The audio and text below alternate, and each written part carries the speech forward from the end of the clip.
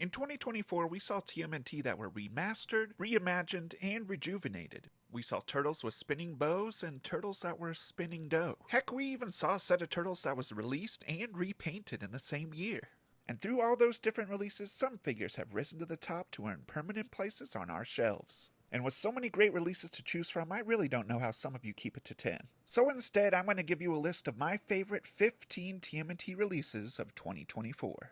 Number 15 is the only entry from this great crossover line, Turtles of Grayskull, and we have Metal Botto. This figure started getting teased well over a year ago as a Build-A-Figure with the deluxe figures in this line, and after finally completing it this year, I can say it did not disappoint. The accessories have a lot of great callbacks to the original Metalhead figure with that satellite dish, and to the cartoon show with that drill bit arm, and at the same time they were able to keep a lot of the elements of the original Motu Roboto figure. Plus, they kept these moving gears a pretty good secret because on the package, you couldn't even tell they were hidden under there beneath that green chest plate. Since it's a Build-A-Figure, you actually have to collect a few different figures to get all the pieces, but I'd say it's worth it. Number 14 is definitely the biggest action figure on this list, and it goes to Wingnut and Screwloose from Super 7. I love how when Super 7 does Ultimates that have little buddy figures, they treat the sidekicks just about as well as the main characters. Screwloose has a ton of great articulation, all the limbs move, and you can plop him on top of Wingnut if you want to. But we all know what the star of the show is. Even though this figure is so massive, it doesn't skimp on any of the details. The utility belt has all the different gadgets you'd ever want. The wings, even though they're super heavy, can still hold all of the extra accessories. And when you flip it around to the back, they added this cape here with a bunch of tattered tears in it. And it even has a couple of bendy wires in there for posing. This is definitely the biggest Super 7 Ultimate that I have in my collection. I'm not sure if it's the biggest one overall, but it's gotta be close. It's so big it's literally been sitting on the floor since I got it because I don't have any space on a shelf for it. The original head that came with it is a nod to the Playmates figure, and it looks spot on, but I'm probably gonna stick with this alternate face from now on. I love how this figure looks like it's almost carved out of wood. It's definitely wild. Next up is the first of a surprising amount of Donnies on this list. It's Space Adventure Donatello. NECA really went all out when it comes to details on this figure, especially considering it's part of the Toon line. The goggles are a super nice touch, all the decals on the suit, the knockoff vintage toy-inspired blasters are super cool, but my favorite is probably this callback to the original Wacky Action Donatello on his back. Very nice. Of course he can wear the space helmet as well, giving him the full astronaut look. And even though it's picking up a lot of glare from my ring light up above, I still think it's looking great. Since there aren't really any distinct colors on the figure itself, you can always swap the head to make it a different turtle, which is an added bonus. Here he is with the Michelangelo head in this Homer shot I took earlier this year, and it just gives you a nice excuse to buy multiples of this one. Number 12 is going to be my only human character to make the list. It's NECA Toys Tatsu. A ton of people were super excited for this release, but I really wasn't one of them. I don't collect a lot of human-based characters. I really am more into the mutants and wild things. And I didn't even immediately jump on this when it was leaked over the summer. I eventually picked it up when it got restocked a few months later, and I was very pleasantly surprised. I think the mixture of soft goods and plastic on his outfit works really well, and after hearing the stories of how this figure and some of the accessories came to be, just makes this thing that much more cool. NECA does seem to be slowing down on these movie lines a bit, so if this is going to be one of their last original big releases for those lines, I think this is a good exclamation point. Number 11 is an all-time classic figure given a new life with Super 7 Slam Dunked On. NBA basketball was definitely one of my biggest hyperfixations as a kid, so this thing is full of nostalgia for me. They went with the white outfit, which I think is cool, turtle shell knee pads, but those TMNT pumps are the best part yet. Even though Jordan never wore those, you can't get much more 90s than that. They changed up the number from 23 to 84 to help celebrate that 40-year anniversary, which again I don't mind since this is just a tribute figure. Here's a fun picture I did of him on a Wheaties box, and the cover photo from my first full YouTube video a few months ago. For some reason I just don't like figures with their tongues hanging out, but this one is so well done, and it even came with a set of removable sports goggles. Always got to take care of that court vision. And I didn't even mention that the basketball pole is his bow. It's genius. Next, you'll be surprised to see yet another Donnie. This time, it's from the last Ronin line by NECA Toys. We ended up completing the line of remaining brothers from the NECA line this year, and between this one, Michelangelo, and Leonardo, Donatello was definitely my favorite. Seeing all four together is definitely the coolest way to go, as they all kind of have their own different scheme and outfit going on. But between the last three, I just think Donnie packs the most punch. Some people complain about his hat, but I think it's super well done. I like that it's easily removable, And like most of the figures in this line, we get a ton of great leather details, that samurai banner fits on his back, all sorts of pouches and belts and different compartments. I like how this one is so different from the other three brothers, and I just think it helps it stand out more.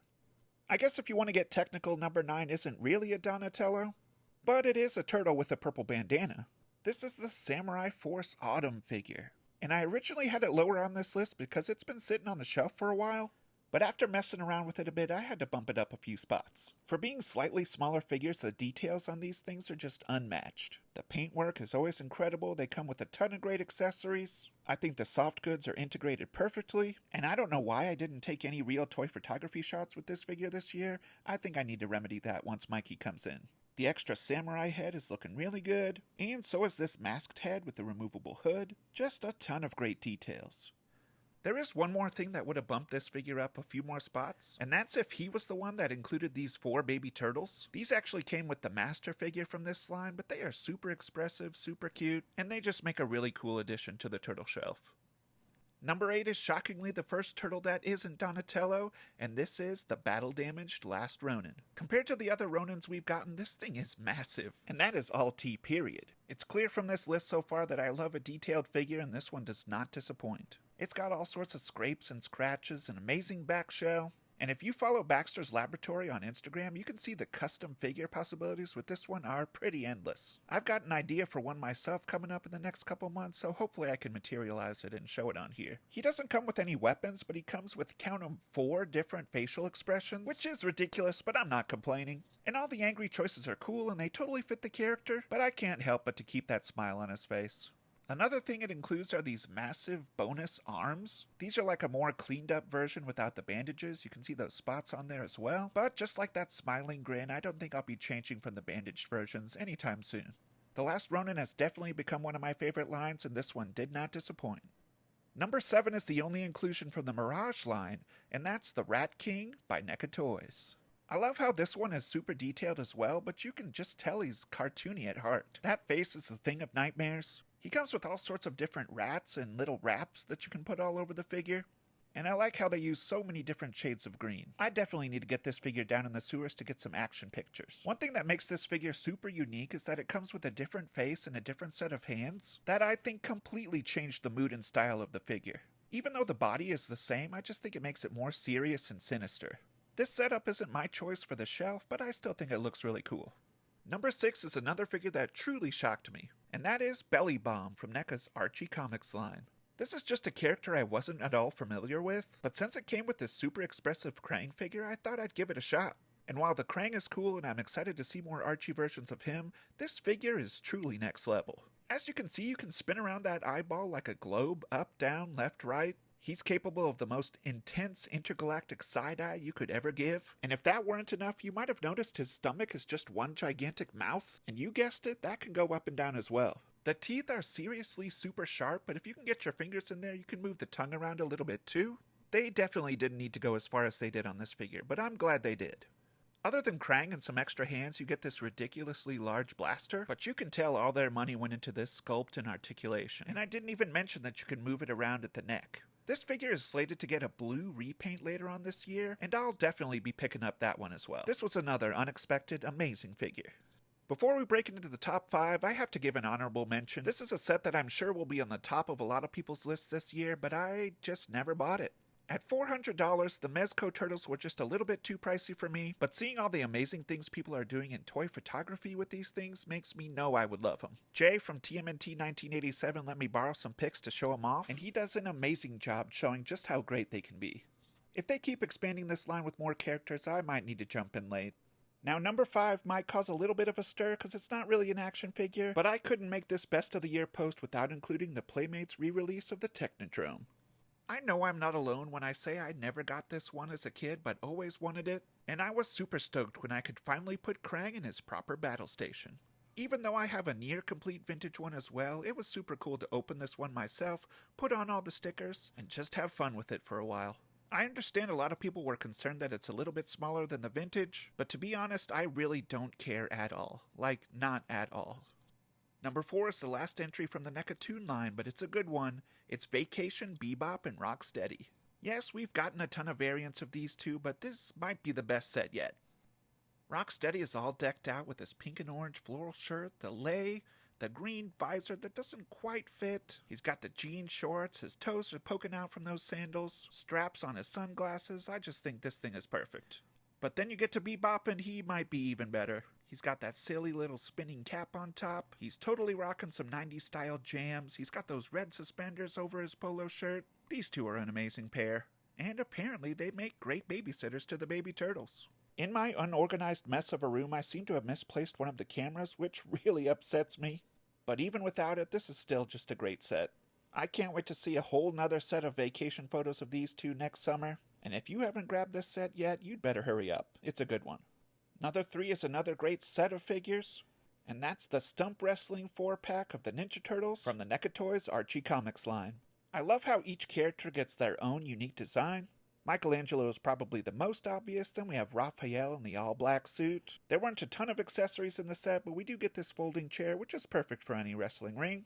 Hulk Hogan is looking extremely goofy in his red and yellow outfit, but you'll be happy to know he's still holding onto that ice cream cone. But surprisingly, because Leonardo is never my favorite from a set of 4 turtles, Leonardo might be the best of the 4.